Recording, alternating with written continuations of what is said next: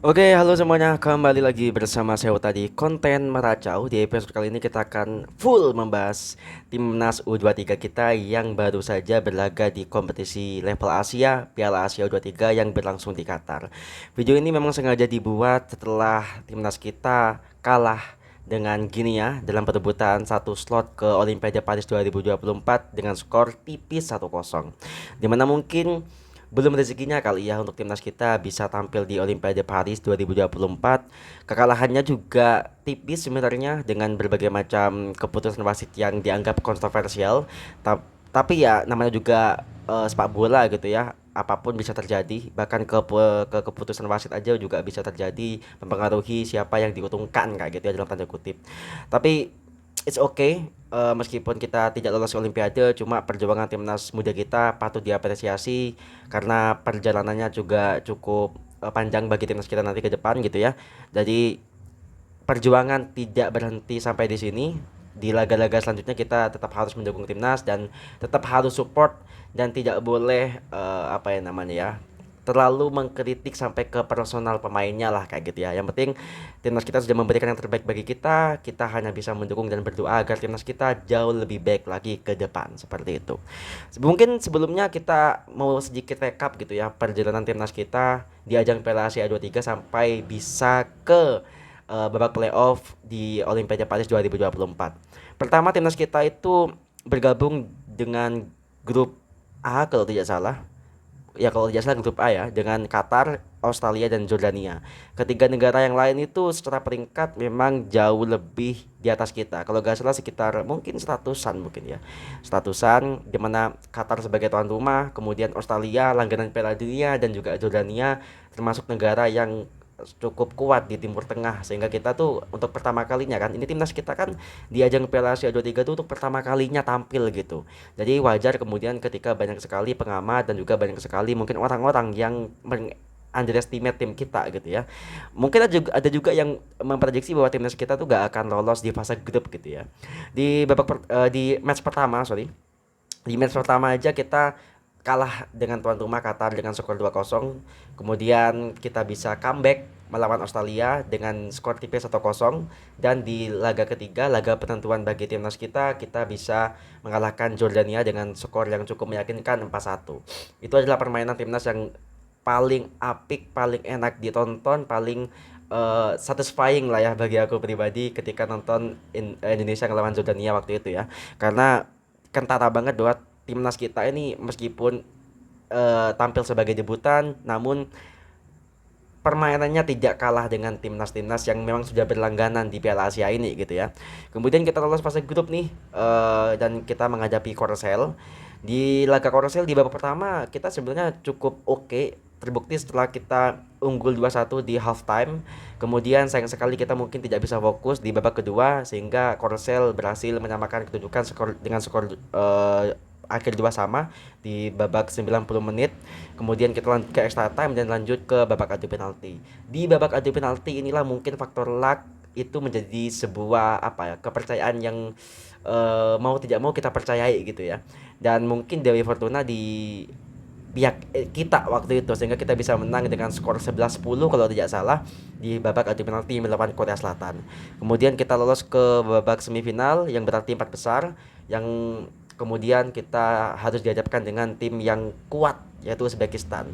Sebelum melawan Indonesia, Uzbekistan ini adalah timnas yang tidak kebobolan dan kemudian kalau gak salah paling produktif sepanjang Piala Asia U23 ya. Gol-golnya juga setiap match tuh 2-0, 3-0 kayak gitulah. Dan terbukti ketika Indonesia lawan Uzbekistan kita benar-benar tidak bisa mengeluarkan permainan terbaik yang kita punya. Apa namanya sering kehilangan bola, kemudian kita di pressing habis-habisan sama pemain Uzbekistan yang memang secara body gitu ya, secara adu adu body gitu kita memang kalah gitu ya terlepas dari memang sisi teknis lainnya seperti individualis permainan Uzbekistan sendiri memang cukup bagus daripada pemain kita gitu sehingga kita kalah dengan skor kalau gak salah 2-0 meskipun kita sempat cukup histeria gitu ya karena kita berhasil unggul terlebih dahulu lewat Ferrari kalau tidak salah yang pada akhirnya kemudian dianulir karena Ramadan Sananta ya kalau gak salah tuh sudah offset terlebih dahulu kayak gitu. Jadi ya pada akhirnya kita gagal masuk ke final, yang mana kemudian kita gagal juga masuk ke Olimpiade secara otomatis kayak gitu. Kemudian kita turun lagi melawan Irak nih untuk perebutan juara ketiga, yang mana masih punya harapan bagi kita untuk bisa lolos otomatis ke Olimpiade. Namun sayang sekali, lagi-lagi meskipun kita sudah unggul di babak pertama dengan skor 1-0 melalui gol Ivar Jenner yang luar biasa itu, kita mungkin kehilangan fokus atau mungkin ya mungkin kehilangan fokus sehingga kita harus kalah dengan skor 2-1 oleh Irak seperti itu ya. Karena menurutku ketika kita ngelawan Irak secara permainan kita juga 50-50 lah ya. Individual pemain juga dengan Irak tidak terlalu gapnya tidak terlalu kentara kayak gitu, yang mana kita sebenarnya juga bisa bermain bermain cukup apik dan bagi-bagi Irak kayak gitu. Cuma lagi-lagi mungkin Dewi Fortuna bukan ada di pihak kita sehingga kita kalah di perebutan juara ketiga, dan pada akhirnya kita harus merelakan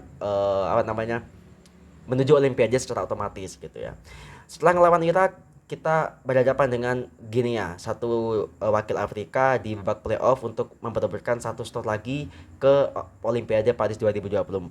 Namun sayang sekali kita tidak bisa lolos karena kita kalah dengan skor 1-0, di mana lagi-lagi secara permainan mungkin aku bisa mengatakan bahwa kita masih bisa untuk fight ya, untuk mengimbangi Guinea. Memang Guinea kan secara postur tubuh dan memang secara stamina mungkin jauh lebih kuat daripada kita. Cuma kalau teman-teman lihat kemarin kita tidak terlalu tidak terlalu lemah juga. Kita bisa fight back, kita bisa lawan mereka. Counter attack yang kita punya juga bagus, cuma mungkin minusnya adalah kita kekurangan striker yang mempunyai finishing yang mumpuni mungkin gitu ya, sehingga kita tidak bisa mencetak gol kayak gitu. Di luar dari itu, keputusan wasit saat ngelawan Guinea juga ada beberapa yang kontroversial. Lagi-lagi ya itu bisa menjadi perdebatan yang tidak akan ada habisnya. Cuma ya sudah, eh, pertandingan adalah sesuatu yang memang harus kita nikmati dan relakan baik itu menang ataupun kalah, dan mungkin Indonesia mungkin belum rezekinya untuk bisa lolos Olimpiade Paris 2024. Seenggaknya timnas muda kita memberikan sedikit harapan bagi kita sebagai fans timnas ya, untuk menatap laga-laga selanjutnya dengan penuh percaya diri, karena ini adalah fondasi timnas yang cukup kuat, ditambah mungkin nanti di tambah-tambah pemain lagi untuk bisa mengisi posisi-posisi tertentu, sehingga timnas kita akan jauh lebih kuat lagi harapannya ya, akan jauh lebih kuat lagi ke depan seperti itu. Jadi kita gagal lolos Olimpiade, tetapi target yang diberikan federasi kepada timnas itu sudah terpenuhi. Targetnya kan lolos fase grup, yang mana timnas sudah membuktikan sendiri bahwa kita bisa lolos ke fase grup Piala Asia 23. Kemudian target dari STY sendiri adalah lolos sampai 4 besar, dan sudah terbukti bahwa timnas kita berhasil lolos sampai 4 besar, yaitu sampai semifinal gitu. Cuma memang pada akhirnya eh, belum belum waktunya aja mungkin bagi timnas kita untuk bisa melaju lebih tinggi lagi di level Asia kayak gitu. Cuma ini adalah pondasi yang bagus, ini adalah satu harapan yang bagus bagi kita sebagai fans timnas untuk bisa terus melihat timnas kita dengan permainan yang cukup bagus, cukup baik, dengan pemain-pemain kita yang juga luar biasa kayak gitu.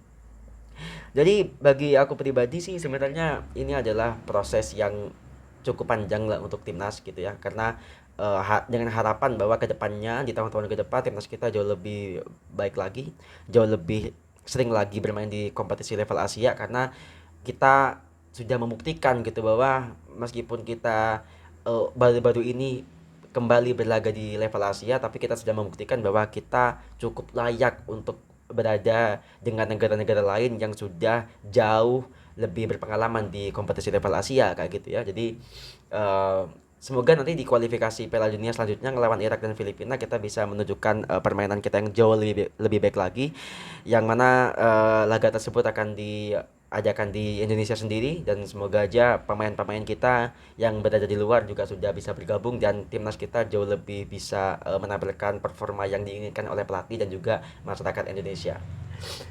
Kemudian em, banyak yang mungkin terlanjur kecewa kali ya dengan timnas ya, karena tentu kapan lagi mungkin ngelihat timnas berlaga di Olimpiade kalau bukan sekarang kayak gitu ya. Dan itu sangat wajar sekali. Aku juga gitu bahwa ini adalah momen yang katakanlah momen yang mengingatkan aku dengan timnas era Alfred Riedel di Piala AFF 2010 gitu ya. Dimana waktu itu di tahun-tahun itu kita benar-benar diberi harapan oleh timnas kita sehingga kita wajar kemudian memimpikan bahwa timnas kita mampu menjadi juara kala itu berlaga di kompetisi AFF, di mana timnas kita melaju dengan cukup mulus sampai ke final melawan Malaysia. Meskipun pada akhirnya di laga final kita kalah.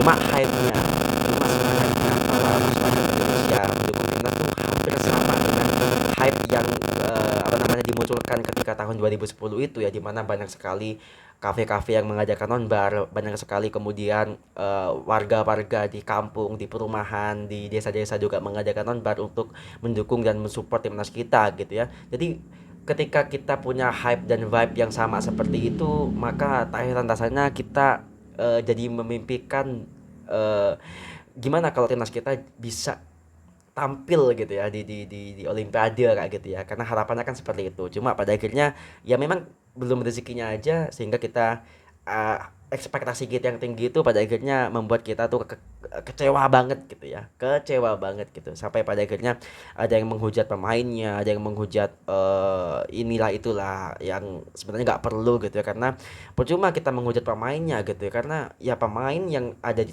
timnas sekarang ya pemain yang luar biasa, kita harus mendukung. Ketika mereka jatuh, maka kita harus membangkitkan mereka dengan apa? Dengan motivasi, bukan dengan hujatan. Ketika mereka lemah, kita harus membangkitkan mereka dengan apa? Dengan semangat kita untuk terus mendukung timnas, bukan dengan cacian kan kayak gitu. Jadi tolonglah untuk fans timnas juga jauh lebih dewasa, jauh lebih bisa berpikir dengan bijak gitu ya, untuk mensupport timnas kita ya, karena dengan menghujat ya tidak akan merubah suasana kayak gitu ya.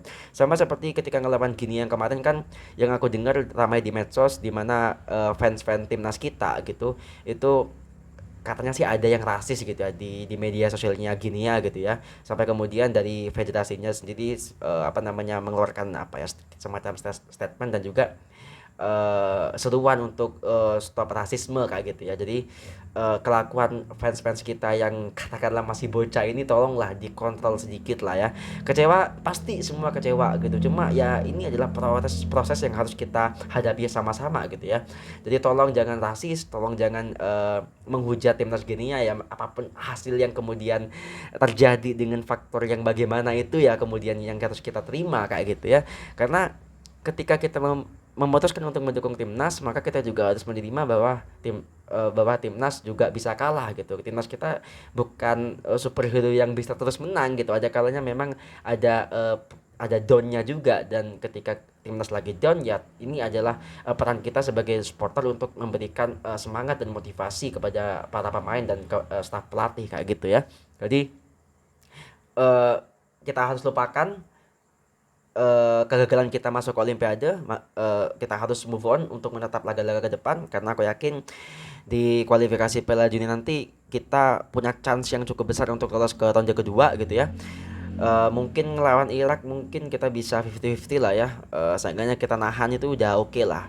Dan kita ngelawan Filipina di laga terakhir, aku pikir kita bisa menang sehingga kita bisa mengunci satu tempat di ronde kedua kualifikasi Piala Dunia 2026, yang mana ketika kita masuk ronde kedua otomatis kita eh, persaingannya jauh lebih ketat, dan tentu timnas membutuhkan dukungan kita untuk melewati laga-laga ketat itu ya. Dengan harapan semoga aja kita bisa lolos lebih jauh di kualifikasi Piala Dunia gitu ya. Jadi kita harus tetap mendukung timnas, kita harus tetap memberikan kata-kata yang manis buat timnas kita gitu. Kalau timnas bermain jelek ya kita harus akui bahwa timnas kita bermain jelek gitu. Kita kritik apa yang kemudian jelek di timnas kita ketika bermain jelek gitu ya. Kita berikan saran yang membangun bagi timnas kita, bukan malah menyalahkan inilah, menyalahkan itulah, termasuk menyalahkan wasit ya. Wasit ini agak gimana ya? Aku selalu ngelihat wasit nih menjadi satu apa ya, satu satu sesuatu yang sebenarnya nggak perlu diributkan gitu. Karena apa? Karena keputusan-keputusan wasit yang kemudian menguntungkan tim gitu ya, entah itu tim kita atau tim lawan ya, itu di luar kontrol kita gitu ya. Karena kadangkala memang satu tim tuh memang bisa menang karena diuntungkan oleh keputusan wasit yang menguntungkan kayak gitu, atau mungkin ada kala timnas seorang gitu, timnas negara itu bisa kalah gitu ya karena keputusan wasit yang tidak menguntungkan bagi mereka gitu ya. Memang wasit memang ajaib itulah wasit itu di luar kendali kita. Jadi kita ya jangan terlalu berlebihan untuk menyalahkan wasit ya, meskipun wasit memang eh, beberapa kali memang merugikan kita, cuma ya kita harus move on lah, kita harus move on lah, kan kita bukan ngelawan wasit tapi kita ngelawan timnas yang lain gitu ya. Jadi semua kesalahan-kesalahan timnas, semua rasa kekecewaan yang kita pendam gitu ya, kita harus keluar, kita harus buang jauh-jauh gitu. Yang harus kita lakukan adalah fokus bagaimana mendukung timnas untuk laga-laga selanjutnya kayak gitu. Oke. Jadi mungkin itu aja yang bisa aku sampaikan. Em, Semoga kita bisa terus nonton timnas yang baik ini dengan permainan yang sangat-sangat enak dilihat gitu ya. Dan terus berikan dukungan kepada para pemain timnas siapapun itu, baik itu yang katanya produk lokal lah, yang katanya produk keturunan lah, apapun itulah ya guys. Kalian tuh gini, ini lagi yang aku ingin sedikit bahas gitu ya. Please lah, gak usah pakai istilah pemain keturunan, pemain naturalisasi, pemain pemain lokal gitu, gak usah gitu. Bagi mereka yang memutuskan untuk membela timnas Indonesia, ya mereka adalah orang Indonesia. Jadi please gak usah pakai ini pemain keturunan Belanda atau ini pemain keturunan Brazil kayak gitu, gak usah lah. Semua sudah menjadi warga negara Indonesia, yang mana berarti mendukung dan membela timnas Garuda kayak gitu. Jadi semua pemain yang sekarang berlaga di atau bergabung dengan timnas Indonesia di semua kelompok umur itu adalah warga negara Indonesia, orang-orang Indonesia, orang-orang pilihan yang ditunjuk untuk membela timnas Garuda di ajang Piala Dunia, di ajang sepak bola, sorry, di ajang sepak bola. Jadi stop menggunakan istilah-istilah yang katakanlah mengkotak-kotakan atau ya diskreditkan yang lain kayak gitu ya. Semuanya sama di mata para pecinta timnas Indonesia kayak gitu. Oke. Jadi itu aja yang bisa aku sampaikan. Terima kasih atas apa? Itu aja. Itu aja mungkin yang aku bisa sampaikan. Thank you for watching guys. Semoga kita bisa bertemu di episode berikutnya. Bye bye semuanya.